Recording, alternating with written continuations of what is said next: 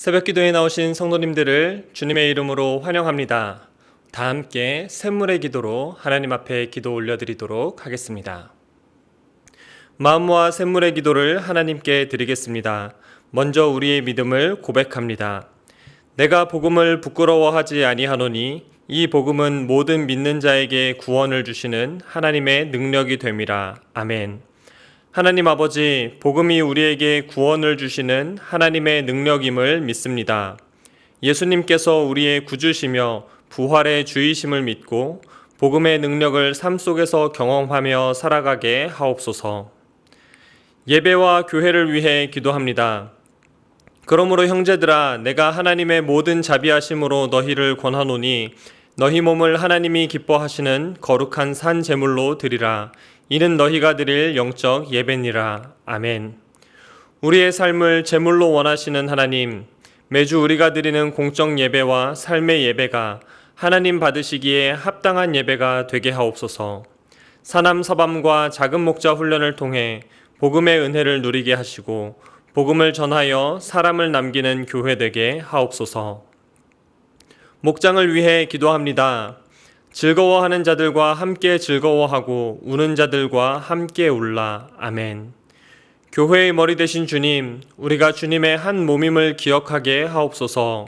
랜선 목장 탐방을 통해 성도의 교제가 더욱 활발하게 일어나게 하시고 기쁨과 슬픔, 우리의 소소한 일상까지 세밀하게 나누게 하옵소서. 주 안에서 서로 사랑함으로 주님의 몸된 교회를 건강하게 세워가게 하옵소서. 샘물 성도님들을 위해 기도합니다. 우리가 알거니와 하나님을 사랑하는 자, 곧 그의 뜻대로 부르심을 입은 자들에게는 모든 것이 합력하여 선을 이루느니라. 아멘. 선하신 하나님, 샘물 어르신들의 영육을 강건하게 하시고 교회를 위해 기도하는 경건한 어른이 되게 하옵소서. 육신이 아픈 자들을 치유하여 주시고 돌보는 가족들에게 주님의 평안을 주옵소서. 다음 세대 자녀들이 샘물 플래싱을 통하여 하나님을 경외하는 자녀로 자라나게 하옵소서. 청년들의 학업과 진로, 결혼을 축복하여 주시고 선하신 하나님을 신뢰하는 믿음을 허락하여 주옵소서. 나라와 선교를 위해 기도합니다. 지혜로우신 하나님께 예수 그리스도로 말미암아 영광이 세세무궁하도록 있을지어다. 아멘. 거룩하신 하나님 아버지, 이 나라와 열방을 통치하시는 하나님, 이 땅에 주님의 공의와 평화가 임하게 하옵소서. 코로나19가 속히 잠잠해지게 하시고 온 국민이 힘을 합하여 어려운 시기를 잘 극복하게 하옵소서. 선교사님들께 지혜를 주셔서 맡겨주신 사명을 지혜롭게 잘 감당하게 하시고 샘물교회가 보내는 선교사로서의 역할을 잘하게 하옵소서. 이로 말미암아 열방의 백성이 하나님께 영광을 돌리게 하옵소서. 오늘도 주님과 동행하는 복된 하루가 되게 하옵소서. 예수님 이름으로 기도드립니다. 아멘. 오늘 저와 여러분들이 함께 나눌 말씀은 로마서 7장 7절부터 25절까지의 말씀입니다. 그런즉 우리가 무슨 말을 하리요? 율법이 죄냐? 그럴 수 없느니라. 율법으로 말미암지 않고는 내가 죄를 알지 못하였으니 곧 율법이 탐내지 말라 하지 아니하였더라면 내가 탐심을 알지 못하였으리라. 그러나 죄가 기회를 타서 계명으로 말미암아 내 속에서 온갖 탐심을 이루었나니 이는 율법이 없으면 죄가 죽은 것임이라. 전에 율법을 깨닫지 못했을 때에는 내가 살았더니 계명이 이름에 죄는 살아나고 나는 죽었도다. 생명에 이르게 할 그 계명이 내게 대하여 도리어 사망에 이르게 하는 것이 되었도다. 죄가 기회를 타서 계명으로 말미암아 나를 속이고 그것으로 나를 죽였는지라. 이로 보건대 율법은 거룩하고 계명도 거룩하고 의로우며 선하도다. 그런즉 선한 것이 내게 사망이 되었느냐? 그럴 수 없느니라. 오직 죄가 죄로 드러나기 위하여 선한 그것으로 말미암아 나를 죽게 만들었으니 이는 계명으로 말미암아 죄로 심히 죄되게 하려 함이라. 우리가 율법은 신령한 줄 알거니와 나는 육신에 속하여 죄 아래에 팔렸도다. 내가 행하는 것을 내가 알지 못하노니 곧 내가 원하는 것은 행하지 아니하고 도리어 미워하는 것을 행함이라. 만일 내가 원하지 아니하는 그것을 행하면 내가 이로써 율법이 선한 것을 시인하노니 이제는 그것을 행하는 자가 내가 아니요 내 속에 거하는 죄니라. 내 속 곧 내 육신에 선한 것이 거하지 아니하는 줄을 아노니 원함은 내게 있으나 선을 행하는 것은 없노라. 내가 원하는 바 선은 행하지 아니하고 도리어 원하지 아니하는 바 악을 행하는도다. 만일 내가 원하지 아니하는 그것을 하면 이를 행하는 자는 내가 아니요 내 속에 거하는 죄니라. 그러므로 내가 한 법을 깨달았노니 곧 선을 행하기 원하는 나에게 악이 함께 있는 것이로다.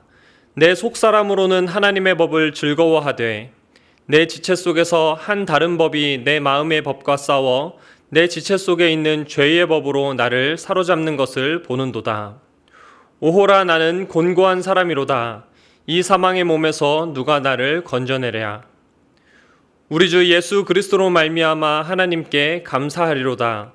그런즉 내 자신이 마음으로는 하나님의 법을 육신으로는 죄의 법을 섬기노라. 아멘. 오늘의 말씀은 올바른 율법 사용법입니다. 오늘 본문은 율법에 대한 내용입니다. 복 있는 사람 큐티 본문에서는 오늘 제목을 율법 아래에 놓인 삶의 비참함이라고 잡았는데요. 율법 아래에 놓인 삶이 왜 비참할까? 율법을 잘못 사용하기 때문에 그렇습니다. 율법은 하나님께서 우리에게 주신 것입니다. 거룩하고 선한 것인데 율법이 잘못 사용될 때, 죄를 따라 악용될 때는 오히려 우리를 죽이는 결과를 낳습니다. 그렇다면 하나님께서 우리에게 주신 이 말씀 어떻게 사용하면 좋을까? 함께 묵상하실 때에 율법이 우리에게 주는 유익을 풍성하게 누리는 성도님들 되시기를 바랍니다. 율법은 어떻게 사용해야 하는가? 우선 첫째, 삶의 나침반으로 사용해야 합니다. 하나님께서 율법을 주신 이유, 가장 근본적으로 내 백성들아, 너희들이 이렇게 살았으면 좋겠다. 바로 이 마음으로 주신 것입니다.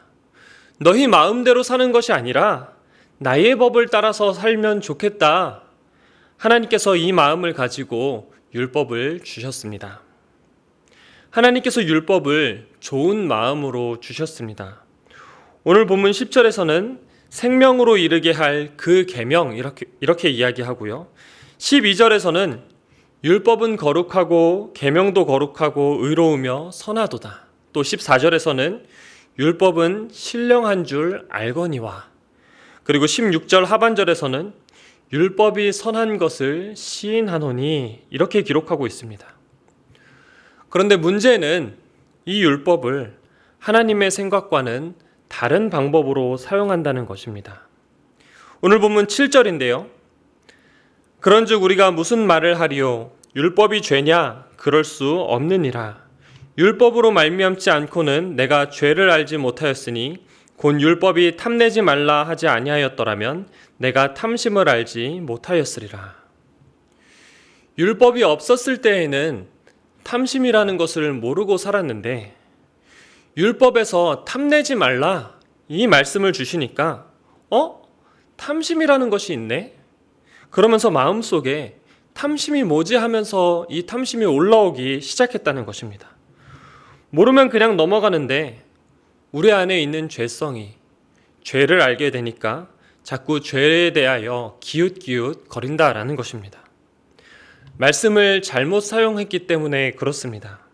이런 모습이 바로 율법 아래에서 사는 비참한 모습입니다. 그러나 하나님께서 원래 율법을 주신 목적은 삶의 나침반으로 주셨습니다. 율법은 우리를 선한 길로 인도합니다. 그리고 결국에는 생명으로 인도합니다. 뿐만 아니라 실제적인 삶의 나침반의 역할을 합니다. 디모데후서 3장 16절 17절인데요. 모든 성경은 하나님의 감동으로 된 것으로 교훈과 책망과 바르게 함과 의로 교육하기에 유익하니 이는 하나님의 사람으로 온전하게 하며 모든 선한 일을 행할 능력을 갖추게 하려 함이라. 아멘. 모든 성경은 하나님의 감동으로 된 것으로 교훈과 책망과 바르게 함과 의로 교육하기에 유익하니 우리의 삶에 있어서 실제적인 유익을 바로 이 성경 말씀이 가르쳐주고 있다라는 것입니다. 그래서 우리로 하여금 하나님의 사람으로 온전하게 하는 데에 그 목적이 있습니다.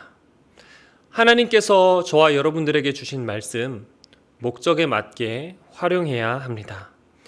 바라기는 율법을 통해 삶의 지혜를 깨닫고 하나님께서 기뻐하시는 삶을 살아가는 성도님들 되시기를 우리 주님의 이름으로 축복합니다. 아멘. 율법은 어떻게 사용해야 하는가? 첫 번째는 삶의 나침반으로 사용해야 한다고 말씀드렸는데요. 두 번째는 삶의 거울로 사용해야 합니다. 나를 비춰주는 것이 거울만 있는 게 아닙니다. 율법도 하나님의 말씀도 내 삶을 비춰주는 거울의 역할을 합니다. 여러분, 거울에 비친 나의 모습을 바라보면 어떻습니까? 이게 진짜인지는 모르겠지만 여성들은 거울에 비친 자기의 모습을 보면서 보기보다 살집이 있는 것처럼 느낀다고 합니다. 또 남들이 자신을 바라보는 것보다 내가 생각하기에 조금 더 못난 것처럼 그렇게 느낀다고 합니다. 반대로 남성들은 거울에 비친 자기 모습을 보면서 살집이 아니라 보기보다 근육이 있는 것처럼 그렇게 느낀다고 합니다. 그리고 남들이 자신을 보는 것보다 내 모습을 꽤 괜찮은 모습으로 그렇게 느낀다고 합니다. 여러분들은 어떻습니까? 인터넷에 돌아다니는 그림을 제가 이렇게 보고 왔었는데요. 많은 사람들이 공감을 하더라고요. 그런데 일반 거울 앞에서 말고 말씀의 거울 앞에서 나를 비춰보면 내 모습이 과연 어떠할까? 말씀이 비춰주는 내 모습은 생각보다 많이 부정적입니다. 사도 바울은 말씀의 거울 앞에서 자신을 비춰보고 이렇게 고백했습니다. 오호라, 나는 공고한 사람이로다. 이 사망의 몸에서 누가 나를 건져내랴. 나는 답이 없다. 나는 죽을 죄인이다. 이것을 뼈저리게 느낀다는 것입니다. 사실 율법의 기능 자체가 그렇습니다. 오늘 본문 7절 중반부인데요. 율법으로 말미암지 않고는 내가 죄를 알지 못하였으니. 바울이 가르쳐주는 율법의 기능이 뭐냐? 율법은 죄를 깨닫게 하는 기능이 있습니다. 그래서 말씀의 거울 앞에 나를 비췄을 때 나란 사람 꽤 괜찮은데 이렇게 느끼는 것이 아니라 내가 얼마나 큰 죄인인지, 율법으로는 도저히 의롭다 하심을 얻을 수 없다라는 사실을 깨닫게 된다는 것입니다. 율법 앞에 설면 많이 비참해집니다. 나라는 인간이 이것밖에 안 되는구나. 그래서 어떤 사람들은 율법 앞에 나 자신을 비추는 것이 아니라 남을 비추기도 합니다. 말씀의 거울로 나를 비추는 것이 아니라 남을 비춥니다. 일반 거울도 함부로 남을 비추면 안 되지만 말씀의 거울은 더욱 그렇습니다. 거울은 나를 비춰보는 것입니다. 하나님의 말씀을 나를 비춰보는 거울로 바르게 사용하는 저와 여러분들 되시면 좋겠습니다. 율법이 죄를 깨닫게 하는 기능이 있다고 말씀드렸는데요. 그렇다면 말씀 앞에서 나는 죄인으로 끝나는가? 그렇지 않습니다. 마지막 세 번째로 올바른 율법 사용법이 무엇이냐? 은혜의 통로로 사용해야 합니다. 설교 초반부에 하나님께서 율법을 주신 이유에 대해서 나눴는데요. 나의 백성들아, 이렇게 살았으면 좋겠다. 삶의 나침반으로 주셨다고 말씀드렸습니다. 그런데 사실은 하나님께서 율법을 주실 때에 삶의 나침반으로 주시기 이전에 하나님의 구원 역사가 먼저 있었습니다. 하나님께서 이스라엘 백성들에게 십계명을 주시기 이전에 먼저 출애굽이 있었고 먼저 하나님의 은혜가 있었습니다. 그렇기 때문에 이스라엘 백성들을 향한 하나님의 마음은 너희들 이 율법을 안 지키면 모조리 심판할 것이다. 이 마음이 아니라 이스라엘 백성들아, 나를 사랑한다면, 은혜를 기억한다면 너희가 꼭 이 말씀을 지켜주면 좋겠다. 말씀을 지키면서 구원의 은혜를 기억하면 좋겠다. 바로 이 마음이었습니다. 아마 이스라엘 백성들 입장에서 막상 율법을 지키려다 보니까 힘이 들었던 것 같습니다. 율법을 나를 비추는 거울로 사용하다 보니까 복 있는 사람 큐티 제목처럼 율법 아래에 놓인 내 삶이 얼마나 비참한지를 깨닫게 되는 것 같습니다. 그런데 여기서 끝이 아닙니다. 내가 죄인임을 깨닫는 동시에 율법의 중요한 기능은 그만큼 예수 그리스도의 은혜가 얼마나 귀한지 깨닫는 것입니다. 사도 바울도 마찬가지였습니다. 오호라 나는 곤고한 사람이로다. 이 사망의 몸에서 누가 나를 건져내랴. 정말 나는 답이 없다. 내가 죄인 중에 괴수다. 그런데 이 고백으로 끝나는 것이 아니라 오늘 본문 25절입니다. 우리 주 예수 그리스도로 말미암아 하나님께 감사하리로다. 아멘. 율법은 은혜의 통로입니다. 말씀은 자꾸 우리를 죄인의 자리로 이끌어가는 것처럼 보이지만 사실 말씀이 우리에게 주는 핵심적인 메시지는 예수 그리스도의 십자가의 은혜가 얼마나 크고 위대한지 알게 하는 것입니다. 이스라엘 백성들에게 십계명을 주시기 이전에 하나님께서 베푸신 구원의 역사, 출애굽의 은혜가 얼마나 큰지 알려주셨던 것처럼 하나님께서 지금 우리에게 있는 성경 말씀을 주신 이유는 예수 그리스도로 말미암은 구원의 은혜가 얼마나 큰지 알려주고 싶어서입니다.